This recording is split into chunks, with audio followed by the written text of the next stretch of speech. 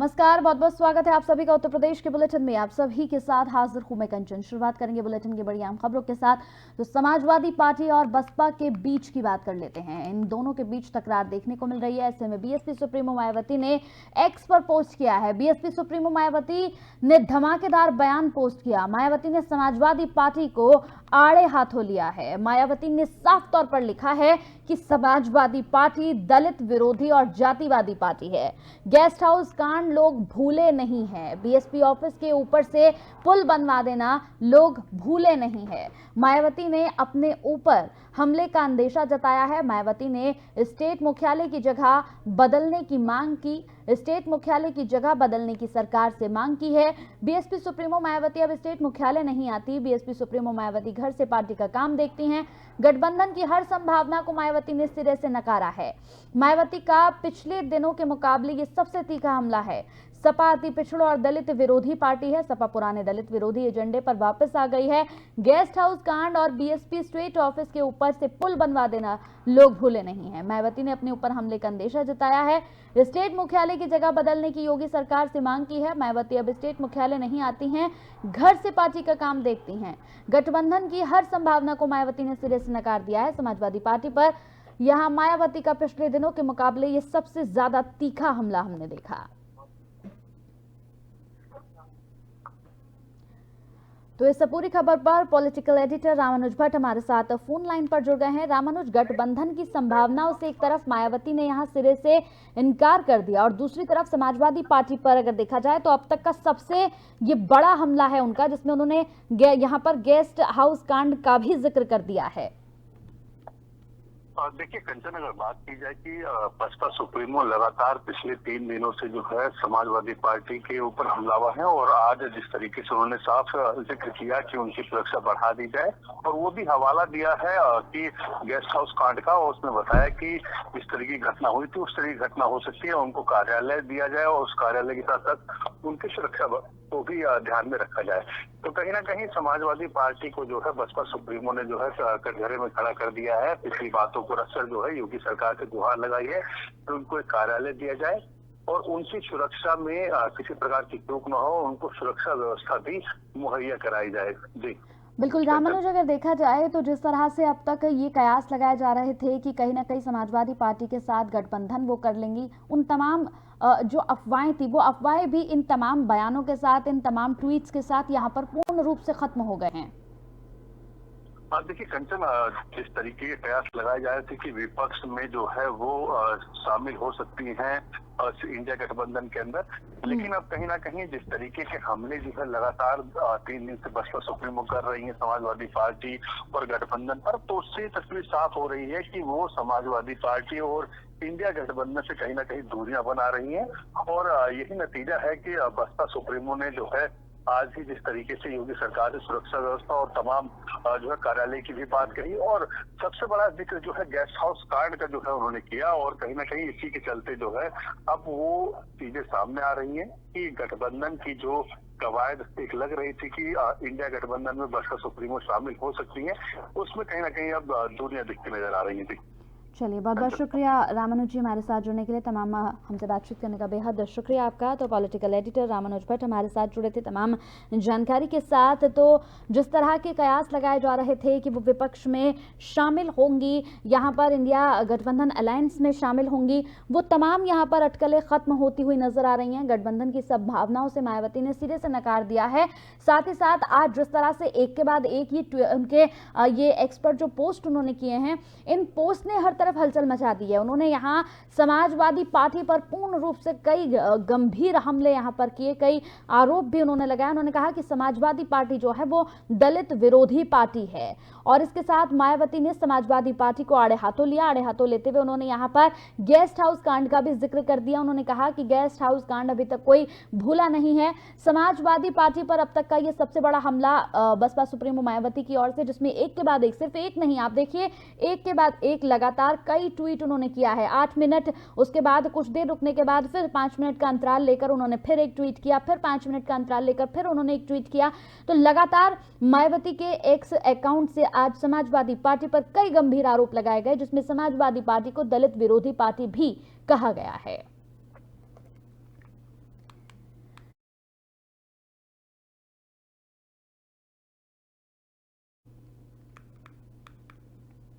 तो कैबिनेट मंत्री धर्मपाल सिंह ने कहा कि उत्तर प्रदेश में राम मंदिर निर्माण सबके लिए गौरव का दिवस है। एक लंबे समय से इसका इंतजार हो रहा था। कैबिनेट मंत्री धर्मपाल सिंह ने कहा कि पशुधन विभाग अगर देखा जाए तो हर बात के लिए यहाँ पर इंतजार कर रहे थे। हर तरह से अगर देखा जाए तो पशुधन विभाग हर बार की तरह इस बार भी यहाँ पर रामकाज में बढ़ चढ़कर योगदान करेगा।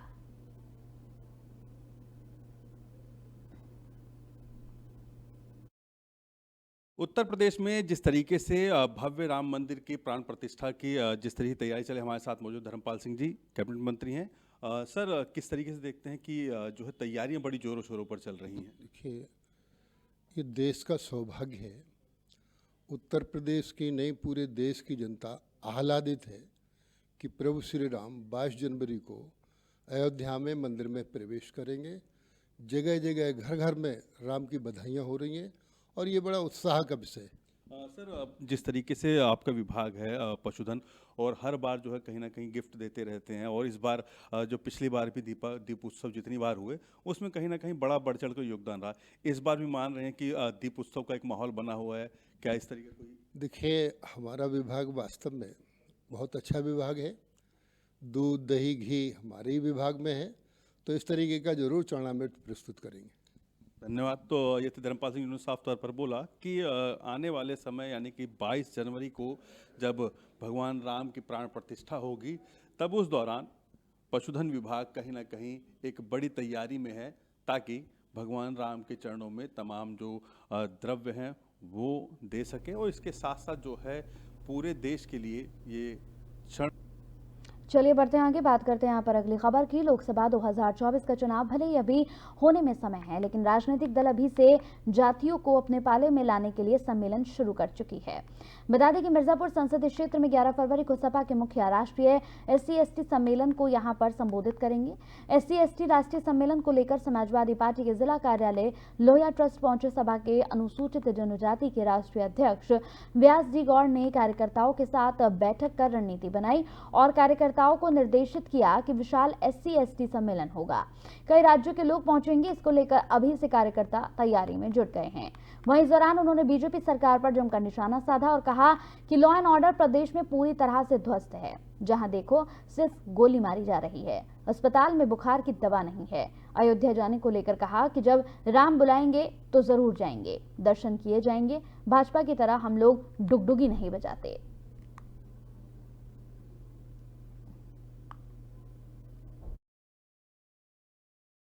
11 फरवरी के राष्ट्रीय सम्मेलन है SC/ST के, आदिवासी सम्मेलन है राष्ट्रीय, और राष्ट्रीय अध्यक्ष उसका अगुवाई करेंगे।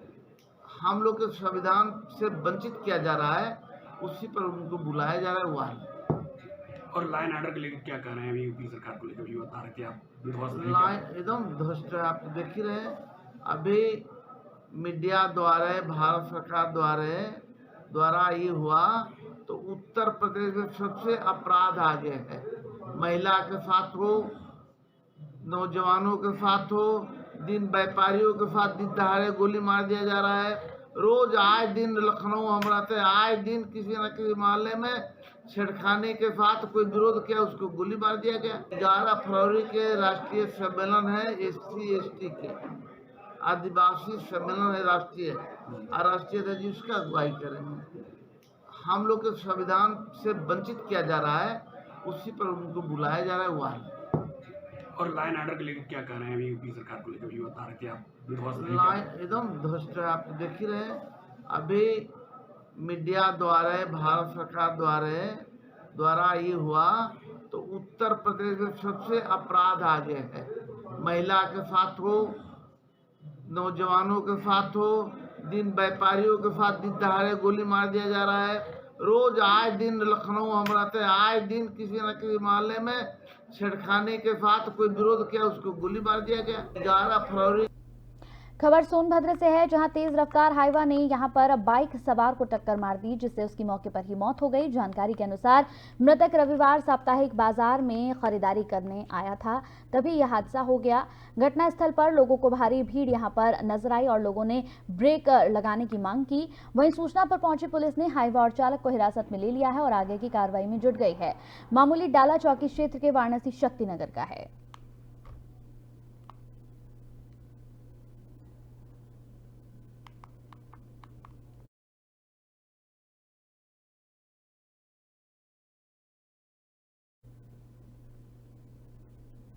चलो फिर बढ़ते हैं आगे। खबर महोबा से है, जहां पर बेखौफ दबंगों ने ताबड़तोड़ फायरिंग करके मुख्यालय को पूरी तरह से दहला दिया। दबंगों द्वारा कई राउंड फायरिंग की गई, जिससे इलाके में दहशत फैल गई। तस्वीरें आपको दिखाएंगे। जानकारी के अनुसार ये मामला आपसी विवाद का बताया जा रहा है, जिस वजह से गोलियां चली और फायरिंग करते हुए 4 आरोपी सीसीटीवी कैमरे में भी कैद हो गए। पुलिस मामले की छानबीन में जुट गई है। मामला कोतवाली क्षेत्र के समतनगर का है।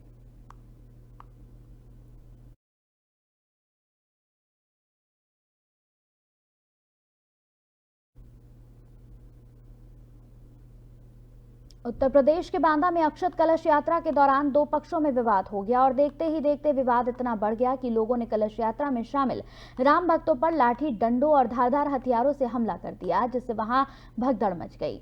वहीं इस हमले में 3 लोग गंभीर रूप से घायल हो गए, जिन्हें इलाज के लिए ट्रामा सेंटर में भर्ती कराया गया, जहां तीनों का इलाज जारी है। फिलहाल पुलिस ने तहरीर के आधार पर 4 लोगों के खिलाफ मामला दर्ज कर लिया है और 3 आरोपियों को गिरफ्तार कर पूछताछ की जा रही है। वहीं एक फरार आरोपी को यहां पर तलाश जारी है।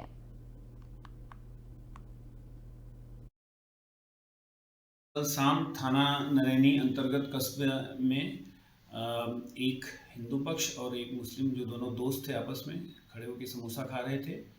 जो मुस्लिम पक्ष था परवेज, उसका विरोधी लफ्फा को लेकर किसी बात को कहासुनी हुई। लफ्फा ने अपने भाई व अन्य साथियों को बुला लिया। इस बात को लेकर के मारपीट हुई। 3 लोग इसमें घायल हैं। अभियोग पंजीकृत कर लिया गया है।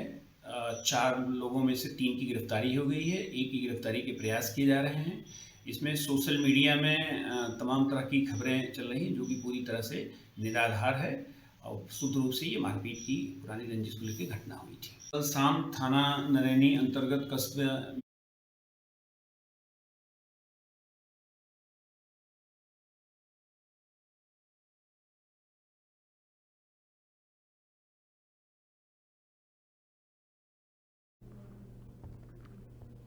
बिजनौर के थाना नगीना देहात क्षेत्र के रायपुर कोटद्वार रोड 8 मील के पास जंगल में बैठे 2 अभियुक्त तो लूट की योजना बना रहे थे। पुलिस ने दोनों अभियुक्तों को गिरफ्तार करने का प्रयास किया, तो अभियुक्त ने पुलिस टीम पर जान से मारने की नीयत से फायरिंग कर दी। पुलिस ने अभियुक्त की घेराबंदी कर दोनों अभियुक्तों को अवैध तमंचा और जिंदा कारतूस सहित गिरफ्तार किया। वहीं 2 अभियुक्त मौके से फरार चल रहे हैं।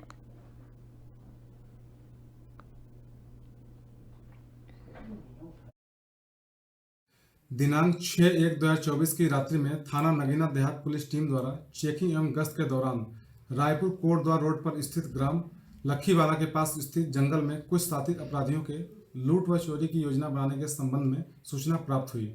इस सूचना पर पुलिस टीम द्वारा अपराधियों की धरपकड़ की कार्रवाई की गई, तो वहां मौके पर मौजूद 4 अपराधियों में से 3 अपराधियों के द्वारा पुलिस टीम पर फायर कर दिया गया। इस कार्रवाई में पुलिस टीम के द्वारा मौके से 2 अपराधियों को गिरफ्तार कर लिया गया है तथा मौके से वहां पे 2 अपराधी फरार होने में सफल रहे। इस कार्रवाई में मौके पर पुलिस बल के द्वारा एक वहां स्थित पिकअप बोलेरो को भी बरामद किया गया है। दिनांक 6/1/2024 की रात्रि में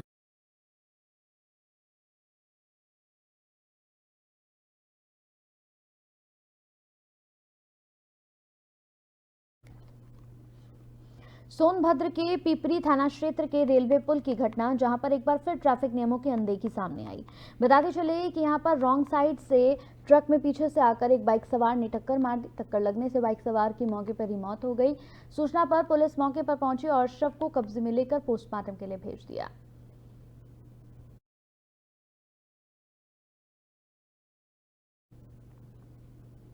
वही बिजनौर के थाना अफजलगढ़ पुलिस अभिरक्षा से चोर यहां पर फरार हो गया। मेडिकल जांच के दौरान शातिर चोर को लाया गया था और ऐसे में ही यहाँ रास्ता देखकर चोर फरार हो गया। पुलिस पर अपराधी से मिलीभगत होने के कई गंभीर सवाल भी उठ रहे हैं। वहीं चोर के फरार होने से पुलिस महकमे में हड़कंप मचा हुआ है। एसपी ने एक पुलिसकर्मी और होमगार्ड पर कार्रवाई करते हुए संबंधित धाराओं में मुकदमा भी दर्ज कर फरार चोर की तलाश में जुटी हुई है। दरअसल आपको बता दें कि जनपद बिजनौर के थाना अफजलगढ़ पुलिस ने अभियुक्त निशांत राघव को यहां चोरी की मोटरसाइकिल सहित गिरफ्तार किया था, जिसमें पुलिसकर्मी और होमगार्ड चोर को मेडिकल जांच के लिए सीएचसी अफजलगढ़ में लेकर पहुंचे थे। आपको बताते चले कि चोर पुलिस अभिरक्षा से फरार हो गया। धर्म सिंह मार्शल अपर पुलिस अधीक्षक पूर्वी जनपद बिजनौर अवगत कराना है कि आज दिनांक 7/1/2024 को थाना अफजलगढ़ पर वादी शहजाद अहमद नामक व्यक्ति द्वारा लिखित सूचना दी, जिसमें उसने बताया कि कल उसकी मोटरसाइकिल 3:30 बजे चोरी हो गई है। इस सूचना पर थाना अफजलगढ़ पर अभियोग पंजीकृत कर विवेचनात्मक कार्रवाई की गई। विवेचना के दौरान विवेचक द्वारा चोरी गई मोटरसाइकिल तथा चोर, जिसका नाम निशांत राघव है, को पुलिस हिरासत में लेकर थाने लाया गया। थाने से उसको हेड कांस्टेबल अखिल अहमद और होमगार्ड सतपाल सिंह के द्वारा सीएचसी अफजलगढ़ में मेडिकल परीक्षण से भेजा गया, जहां से वो पुलिस को चकमा देकर फरार हो गया है। इस फरार के संबंध में अभियुक्त निशांत राघव, हेड कांस्टेबल अखिल अहमद और होमगार्ड सतपाल सिंह के विरुद्ध सुसंगत धाराओं में थाना अफजलगढ़ पर अभियोग पंजीकृत कर दिया गया है। इन फरार अभियुक्तों की गिरफ्तारी हेतु क्षेत्राधिकारी अफजलगढ़ के नेतृत्व में 2 टीमों का गठन किया गया है। शीघ्र ही अभियुक्त की गिरफ्तारी कर आगे की विधिक कार्रवाई की जाएगी।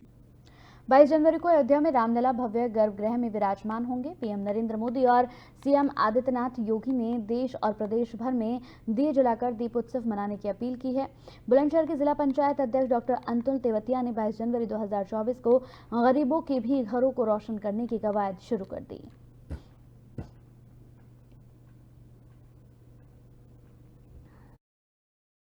देखिए, हम लोगों ने 5 लाख दिए बनवाए हैं। हमारे देश के यशस्वी प्रधानमंत्री जी के नेतृत्व में हम आत्मनिर्भर भारत की कल्पना कर रहे हैं। हम भारत को आत्मनिर्भर होते हुए देख रहे हैं, तो उसी को ध्यान में रखते हुए हमने 5 लाख दिए बनवाए हैं और वो 5 लाख दिए उन लोगों में वितरित होंगे जो 22 तारीख को बहुत हर्षोल्लास के साथ मनाना चाहते हैं, क्योंकि एक दिवाली हम मनाते हैं जब हम जिनकी हम सब लोग पूजा करते हैं। हम कितने वर्षों से, कितनी शतकों से ये सोचते आ रहे हैं, ये सपना सच होते हुए देखना चाह रहे थे कि आने वाली 22 तारीख को जब रामलला विराजमान हो रहे हैं, तो उस दिवाली को हम सब लोग और ज़्यादा हर्षोल्लास के साथ और ज़्यादा खुशियों के साथ मनाएं। देखिए, हम लोग चलिए बढ़ते हैं आगे। सहारनपुर के थाना कुतेश्वर पुलिस को यहां पर फरार हुए पशु चोर फैजान की गिरफ्तारी के लिए पुलिस टीम तलाश कर रही थी। सूचना पर अभियुक्त की तलाश के लिए जब पुलिस टीम यहां होठखेड़ी चौराहा भाऊपुर के पास पहुंची तो अभियुक्त ने पुलिस पर अचानक से फायरिंग करना शुरू कर दिया। अभियुक्त के पैर में गोली लग गई। अभियुक्त को इलाज के लिए अस्पताल ले जाया गया। बताते चले कि कब्जे से एक तमंचा और कारतूस भी बरामद कर लिया गया है।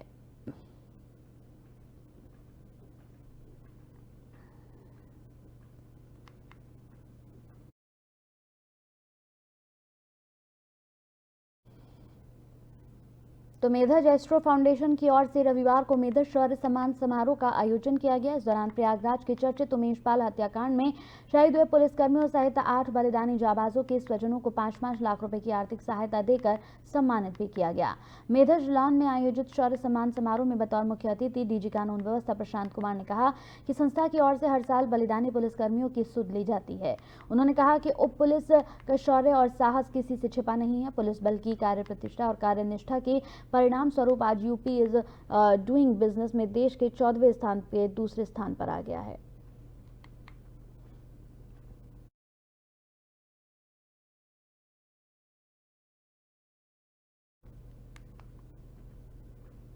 उत्तर प्रदेश के मुरादाबाद पूरी दुनिया में पीतल नगरी के नाम से मशहूर है।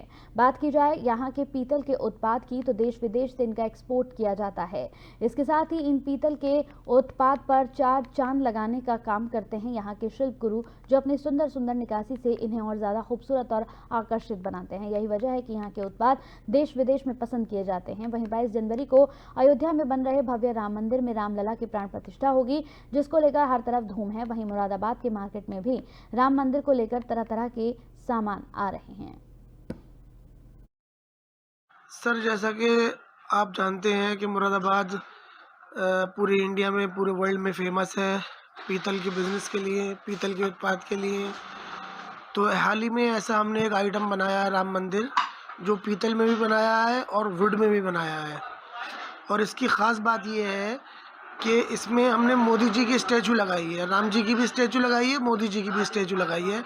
और मोदी जी की स्टैचू लगने से लोगों को बहुत पसंद आ रहा है ये, और उसको स्मृति चिन्ह के रूप पे लोग सबको सम्मानित कर रहे हैं, गिफ्ट दे रहे हैं। कहाँ सबसे ज़्यादा एक्सपोर्ट किया जा रहा है, कहाँ के लोगों को सबसे ज़्यादा? सर ये तो ऑल ओवर इंडिया ही जा रहा है, और सबसे ज़्यादा जा रहा है ये अयोध्या, क्योंकि अयोध्या में लोग दर्शन करने आ रहे हैं, तो उनको राम मंदिर दिख रहा है मार्केट में, तो वो उसको अपने घर के लिए, किसी को देने के लिए ज़रूर परचेस कर रहे हैं। किन किन साइज़ों में तैयार किया जा रहा है और क्या क्या प्राइस है? ये सर 4 इंच से लेके और 24 इंच तक है, मेटल में भी और वुड में भी। और क्या खासियत है इसमें? इसमें हमने LED लाइट भी लगाई है। चलिए इसी के साथ उत्तर प्रदेश के बुलेटिन में मेरे साथ इतना ही। नमस्कार।